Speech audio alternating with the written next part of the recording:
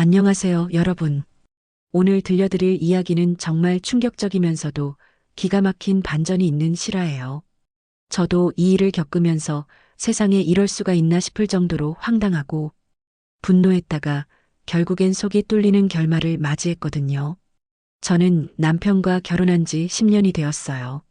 저희 부부는 결혼 전부터 아이를 갖지 않기로 합의했던 딩크족이었죠. 저도 커리어 우먼이었고 남편도 회사에서 임원까지 올라간 상태였기 때문에 우리 둘만의 삶을 즐기며 사는 게 더 행복하다고 생각했어요. 결혼 5년 차쯤 됐을 때 남편이 정관 수술을 받았어요. 제가 계속 피임약을 먹는 게 몸에 부담이 된다면서 자기가 수술을 받겠다고 했거든요. 정말 고마웠어요. 대부분의 남자들은 정관 수술을 꺼리는데 남편은 흔쾌히 받아들였으니까요. 수술 후에도 저희 부부는 정말 행복하게 지냈어요. 주말마다 여행을 다니고 맛있는 음식을 먹으러 다니고 친구들과 자주 만나면서 자유롭게 살았어요. 아이가 없으니 경제적으로도 여유로웠고 서로에게만 집중할 수 있어서 더 좋았죠. 그런데 결혼 10년 차가 되던 해 제 몸에 이상한 변화가 생기기 시작했어요. 생리가 늦어지고 자꾸 속이 메스껍고 유독 피곤함을 느꼈거든요. 처음에는 스트레스 때문이라고 생각했는데 증상이 계속되어서 병원에 갔어요. 그런데 의사가 한 말이 정말 충격적이었어요. 임신 8주라는 거예요. 그 순간 귀를 의심했어요. 남편이 정관 수술을 한 지 5년이나 지났는데 어떻게 임신이 가능한지 이해할 수가 없었거든요. 의사한테 남편이 정관 수술을 했다고 했더니 의사도 놀라면서 그럴 리 없는데 혹시 수술이 제대로 안 됐거나 재개통이 됐을 수도 있다고 했어요. 집에 돌아와서 남편한테 말해야 하나 말아야 하나 고민이 정말 많았어요. 남편이 어떻게 반응할지 전혀 예측할 수 없었거든요. 하지만 숨길 수도 없는 일이니까 그날 저녁 용기를 내서 말했어요. 남편한테 임신했다고 병원에서 8주라고 했다고 했죠. 남편의 반응은 예상했던 것보다 훨씬 더 최악이었어요. 처음에는 놀란 표정이었다가 점점 얼굴이 굳어지면서 차갑게 변하기 시작했거든요. 그리고는 정말 차갑게 말했어요. 그게 누구 아이냐고 자기는 정관 수술을 했으니까 절대 자기 아이일 수 없다고 말이에요. 그 말을 듣는 순간 정말 머리를 망치로 얻어맞은 것 같았어요. 남편이 저를 의심한다는 게 믿기지 않았거든요. 저는 결혼 후 단 한 번도 남편 외에 다른 남자를 만난 적이 없는데 말이에요. 급하게 설명했어요. 의사가 정관 수술이 재개통되었을 수도 있다고 했다고 병원에 가서 확인해 보자고 했어요. 하지만 남편은 전혀 듣지 않았어요. 정관 수술이 재개통될 확률은 거의 0에 가깝다면서 분명히 너가 바람을 피운 거라고 단정지었어요. 제가 아무리 아니라고 정말로 바람 피운 적 없다고 해도 남편은 믿지 않았어요. 그날 밤부터 남편의 태도가 완전히 달라졌어요. 저한테 말도 거의 안 하고 같은 방도 쓰지 않으려고 했어요. 심지어 제 휴대폰을 몰래 뒤지기 시작했고 제가 어디를 가든 의심의 눈초리로 바라봤어요. 저는 정말 억울했지만 남편을 설득할 방법이 없었어요. 며칠 후 남편이 저한테 말했어요. 병원에 가서 정확한 검사를 받아보자고 그리고 아이가 태어나면 친자 확인 검사를 하겠다고 했어요. 저는 당연히 동의했어요. 제가 결백하다는 걸 증명할 수 있는 유일한 방법이었으니까요. 하지만 남편의 괴롭힘은 거기서 끝나지 않았어요. 남편이 시댁 식구들한테 제가 임신했다는 얘기를 하면서 자기는 정관 수술을 했다는 것까지 말해버린 거예요. 당연히 시댁 식구들은 저를 의심하기 시작했어요. 시어머니가 전화를 해서는 며느라, 네가 정말 그런 짓을 했냐고 우리 아들한테 어떻게 그럴 수 있냐고 따져 물었어요. 아무리 아니라고 해도 믿지 않았어요. 시아버지도 실망했다면서 당장 집에 와서 사과하라고 했어요. 더 견딜 수 없었던 건 남편이 제 친정 부모님한테까지 연락한 거예요.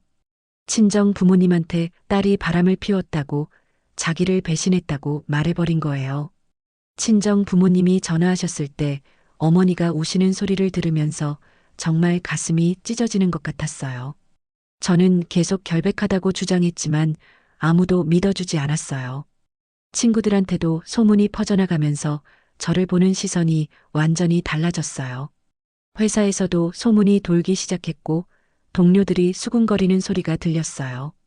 남편은 매일같이 저를 추궁했어요. 도대체 누구랑 바람을 피웠는지 솔직하게 말하라고, 지금이라도 인정하면 조금은 용서할 수도 있다고 했어요. 하지만 저는 할 말이 없었어요. 존재하지도 않는 남자에 대해서 뭐라고 말할 수 있겠어요. 임신 기간 내내 저는 정말 지옥 같은 시간을 보냈어요. 남편은 저를 완전히 무시했고 시댁 식구들은 계속 저를 괴롭혔어요. 심지어 시누이가 와서는 올케가 우리 오빠한테 어떻게 그럴 수 있냐면서 소리를 지르기까지 했어요.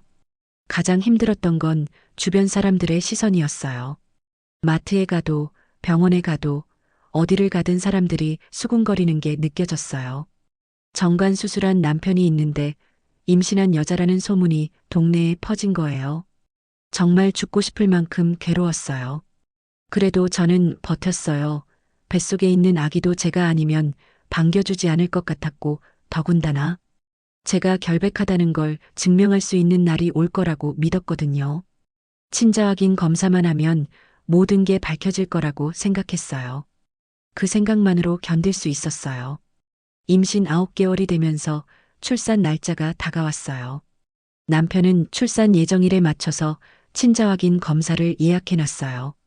아이가 태어나자마자 바로 검사를 할 거라면서 말이에요. 저는 오히려 그게 고마웠어요. 빨리 결백을 증명하고 싶었거든요. 출산 당일 남편은 병원에 오긴 했지만 분만실에는 들어오지 않았어요. 저는 혼자서 아이를 낳았어요. 진통이 너무 심했지만 옆에 아무도 없어서 더 힘들었어요. 다른 산모들은 남편이 손을 잡아주고 격려해주는데 저는 혼자였어요. 아이를 낳고 나서 남편이 들어왔어요. 아이를 보는 남편의 눈빛이 정말 차갑게 느껴졌어요. 남편은 아이를 안아보지도 않고 간호사한테 친자 확인 검사를 지금 당장 할 수 있냐고 물었어요. 간호사가 산모 컨디션도 회복해야 되고 당장 급한 건 아니지 않냐고 며칠 후에 하는 게 좋다고 했지만 남편은 지금 당장 하겠다고 고집을 부렸어요. 결국 그날 바로 친자 확인 검사를 했어요. 저와 남편 그리고 아이의 DNA 샘플을 채취했어요. 결과가 나오기까지 일주일 정도 걸린다고 했어요. 그 일주일이 정말 지옥 같을 거라는 걸 알고 있었어요. 산후조리원에서 지내는 동안 남편은 단 한 번도 찾아오지 않았어요. 시댁 식구들도 오지 않았고 친정 부모님만 와주셨어요. 부모님도 제가 결백하다는 걸 믿어주셨지만 걱정이 가득한 표정이셨어요. 일주일이 지나고 드디어 결과가 나왔어요. 남편이 병원에 와서 의사와 함께 결과지를 확인했어요. 저도 옆에 있었는데 심장이 터질 것 같았어요. 의사가 결과지를 펴면서 말했어요. 친자 확인 결과 99.99% 생물학적 아버지가 맞다고 했어요. 그 순간 남편의 얼굴이 완전히 굳어졌어요. 믿을 수 없다는 표정으로 결과지를 계속 보면서 다시 확인해달라고 했어요. 의사는 결과가 확실하다고 DNA가 일치한다고 명확하게 말했어요. 그제야 남편이 자기가 받았던 정관 수술에 대해 다시 검사를 받았어요. 그랬더니 충격적인 사실이 밝혀졌어요. 남편의 정관 수술이 자연적으로 재개통되었던 거예요. 의사 말로는 정말 드문 경우지만 가끔 이런 일이 생긴다고 했어요. 남편은 완전히 멍한 표정으로 앉아 있었어요. 자기가 10개월 동안 저를 의심하고 괴롭혔는데 알고 보니 정말로 자기 아이였던 거예요. 저는 그 순간 눈물이 났어요. 억울함과 분노, 그리고 안도감이 한꺼번에 밀려왔거든요. 남편이 제 손을 잡으면서 정말 미안하다고, 자기가 너무 잘못했다고 사과했어요. 하지만 저는 남편의 손을 뿌리쳤어요. 10개월 동안 저를 의심하고 괴롭혔던 일이 단순한 사과로 용서될 수 있는 게 아니었거든요. 저는 남편한테 말했어요. 당신이 저한테 한 짓을 생각해 보라고. 저를 바람둥이로 몰아서 온 동네에 소문을 퍼뜨리고 친정 식구들한테까지 망신을 줬잖냐고, 그게 단순한 미안하다는 말로 끝날 일이냐고 소리를 질렀어요. 남편은 계속 울면서 사과했지만 저는 더 이상 듣고 싶지 않았어요. 산후조리원에서 나온 후 저는 친정으로 갔어요. 남편과 같은 집에서 살 수가 없었거든요. 남편은 매일 전화하고 문자를 보냈지만 전부 무시했어요. 시댁 식구들도 뒤늦게 사과했어요. 시어머니가 직접 찾아와서 며느라 정말 미안하다고 우리가 너를 오해했다면서 울면서 빌었어요. 하지만 저는 차갑게 대했어요. 시어머니도 저를 의심하고 괴롭혔던 사람 중 하나였으니까요. 저는 남편한테 이혼을 요구했어요. 더 이상 같이 살 수 없다고 10개월 동안 받은 상처가 너무 크다고 했어요. 남편은 절대 이혼할 수 없다면서 계속 매달렸지만 저는 마음이 변하지 않았어요. 친정 부모님과 상담한 끝에 변호사를 선임했어요.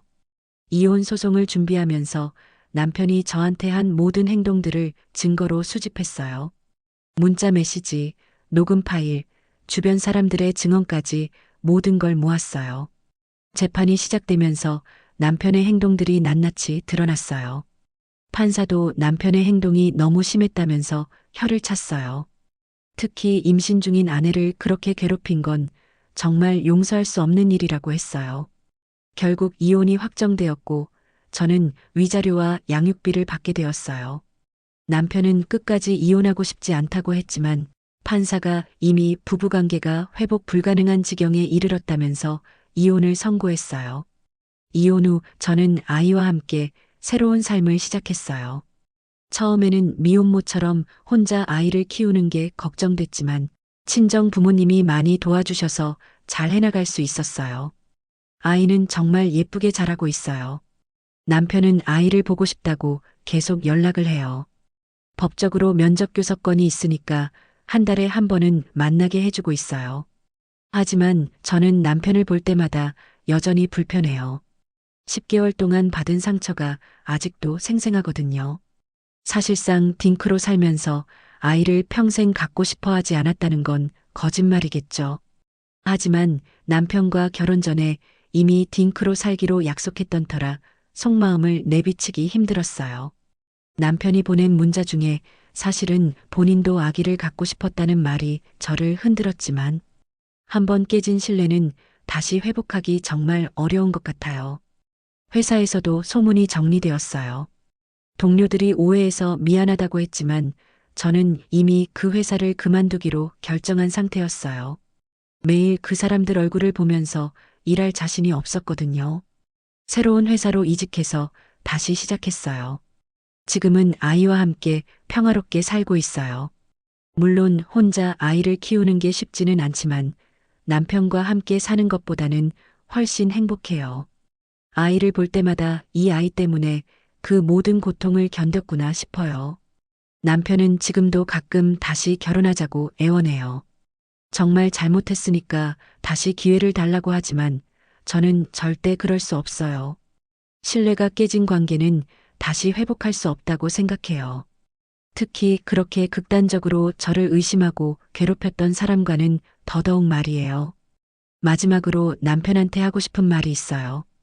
당신이 저한테 한 짓은 절대 용서받을 수 없어요. 아이 아버지로서의 책임만 다하세요. 그 이상은 바라지 마세요. 지금 저는 정말 행복해요. 비록 혼자지만 아이와 함께 있으니까 외롭지 않아요. 앞으로도 아이를 잘 키우면서 제 인생을 열심히 살아갈 거예요. 남편 없이도 충분히 행복할 수 있다는 걸 증명해 보일 거예요. 구독과 좋아요 잊지 마시고요. 다음 영상에서 만나요.